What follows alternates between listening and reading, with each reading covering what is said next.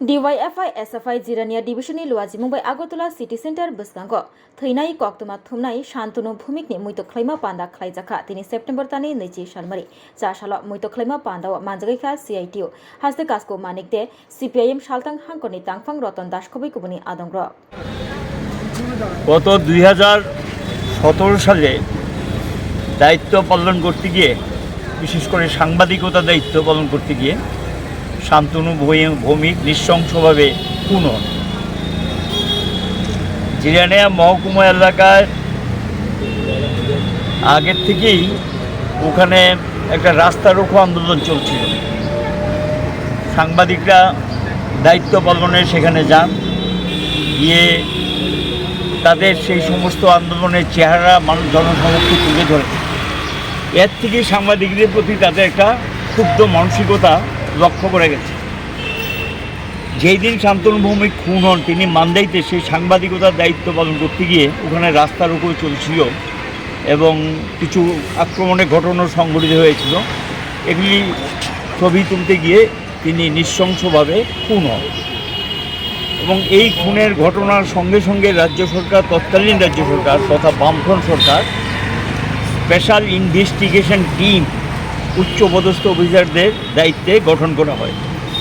তদন্ত চলে, গ্রেপ্তার হন কয়েকজন এবং চার্জশিটে প্রথম অংশ দাখিলও করা হয়। বিচার প্রকল্প যখন বিচারের কাজ যখন শুরু হবে তখন সরকার পরিবর্তন হয়। আমরা লক্ষ্য করলাম যে সিবিআই তদন্ত দাবি করেন, ঠিক আছে সিবিআই তদন্ত দিতেই পারেন, সিবিআই তদন্ত দিয়েছেন। তো আজ পর্যন্ত শান্তনু ভৌমিকের এই হত্যাকাণ্ডের সঙ্গে যারা যুক্ত তাদের কী শাস্তি হলো, কী ব্যবস্থা নেওয়া হলো, গ্রেপ্তার হলেন কিনা রাজ্যবাসী জানেন এবং রাজ্য সরকারের দৃষ্টিতে বহুবার বিষয়গুলি দৃষ্টি আকর্ষণ করা হয়েছে, কিন্তু কোনো পদক্ষেপ নিয়েছেন বলে আমাদের জানা নেই। আমরা লক্ষ্য করছি যারা এই ঘটনাগুলোর সঙ্গে যুক্ত, এফআইআর নেম ছিল, তাদের নাম ছিল, এই অভিযুক্তরা কোনো কোনো ক্ষেত্রে দেখা যায় ব্লকের দায়িত্ব নিয়েছে। এই নতুন সরকার ক্ষমতা আসার পর তাদেরকে দায়িত্ব দিয়েছে এবং সরকারের বিভিন্ন পদের সঙ্গে যুক্ত এবং সরকারের অংশীদারত্ব যারা নিয়েছেন, যারা এখন সরকারের অংশীদার, 3টি দলের সরকার, তার মধ্যে একটি দলের লোকও সেখানে যুক্ত। সরকার এটা পরিষ্কার যে যারা প্রকৃত দোষী তাদেরকে আড়াল করার জন্যই এই পদক্ষেপগুলো নিয়েছেন। নাহলে এতদিনে দোষী গ্রেপ্তার হওয়ার কথা, ব্যবস্থা নেওয়ার কথা। প্রায় 8 বছর হয়ে গেছে এবং সেখানে গিয়ে 8 বছরও কোনো ব্যবস্থা সেখানে নিলেন না। আদৌ সেই সমস্ত দোষীরা শাস্তি পাবেন কিনা মানুষের মধ্যে সন্দেহ তৈরি হয়েছে। কারণ এই সরকারের সময় যেখানে এই ধরনের হত্যাকাণ্ড ঘটছে সেখানে দোষীদের আড়াল করা সরকারের একটা দায়িত্ব হয়ে গেছে যে সে প্রকৃত দোষী যারা তাদেরকে আড়াল করো, তাদের বিরুদ্ধে কোনো ব্যবস্থা নেবে না। এটা একটা সরকারের বৈশিষ্ট্য হয়ে গেছে।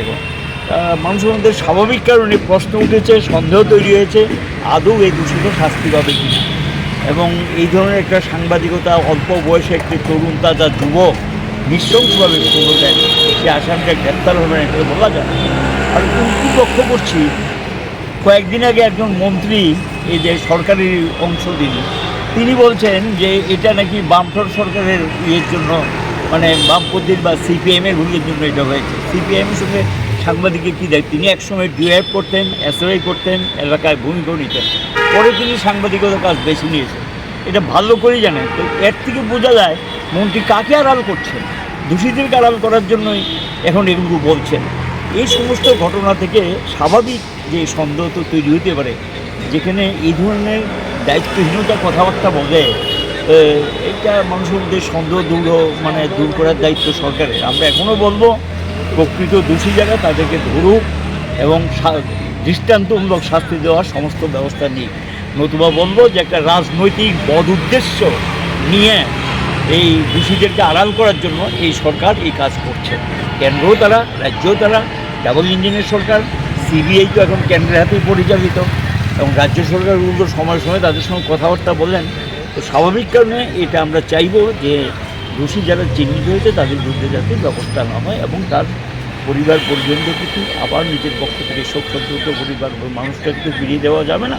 আমি সেখানে গিয়ে ঘটনার নিন্দা করছি আর পরিবার পরিজনদের প্রতি সমবেদনা প্রকাশ করছি।